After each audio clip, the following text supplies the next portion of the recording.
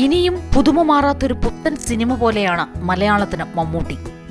വെള്ളിത്തിരയിൽ വസന്തം തീർത്ത ജീവിത വർഷങ്ങൾ, 5 പതിറ്റാണ്ടിനിടെ 500-ലേറെ വേഷങ്ങൾ, ചന്തുവും പട്ടേലരും അച്ചുവും വാറുണ്ണിയും പൊന്തന്മാടയും, അങ്ങനെ തനിമയുടെ തലയെടുപ്പോടെ നിൽക്കുന്ന വേഷപ്പകർച്ചകൾ അനവധിയാണ്.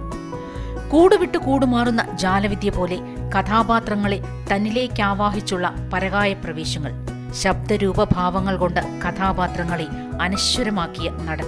1971 കെ സേതുമാധവന്റെ അനുഭവങ്ങൾ പാളിച്ചകൾ എന്ന ചിത്രത്തിൽ നിന്ന് തുടങ്ങി വരാനിരിക്കുന്ന കളങ്കാവൽ വരെ എത്തി നിൽക്കുന്ന അഭിനയ ജീവിതം.